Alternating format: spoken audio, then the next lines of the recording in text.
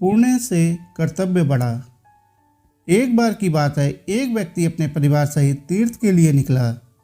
कई कोस दूर जाने के बाद पूरे परिवार को प्यास लगने लगी। ज्येष्ठ का महीना था।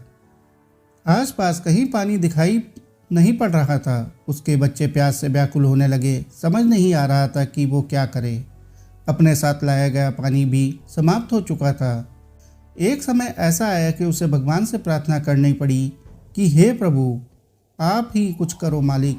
इतने में उसे कुछ दूर पर एक साधु तप करता हुआ नजर आया।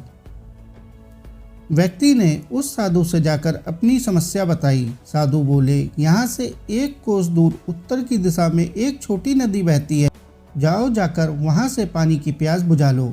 साधु की बात सुनकर उसे बड़ी प्रसन्नता हुई और उसने साधु का धन्यवाद किया। पत्नी एवं बच्चों की स्थिति नाजुक होने के कारण वहीं रुकने के लिए बोला और खुद पानी लेने चला गया।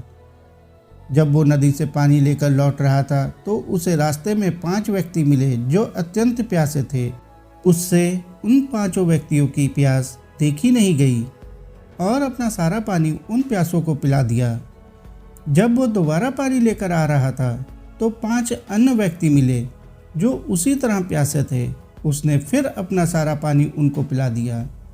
यही घटना बार बार हो रही थी और काफ़ी समय बीत जाने के बाद जब वो नहीं आया तो साधु उसकी तरफ चल पड़ा।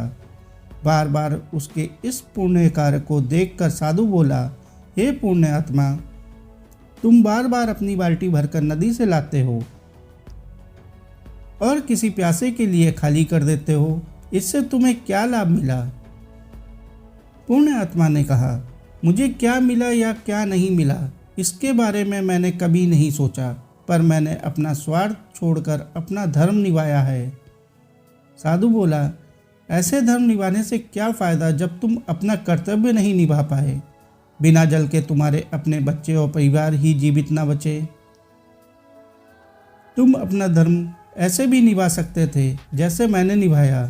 उस व्यक्ति ने साधु से पूछा, कैसे महाराज? साधु बोला, मैंने तुम्हें नदी से पानी लाकर देने की बजाय नदी का रास्ता ही बता दिया। तुम्हें उन सभी प्यासों को नदी का रास्ता बता देना चाहिए था ताकि तुम्हारी भी प्यास मिट जाए और अन्य प्यासे लोगों की भी।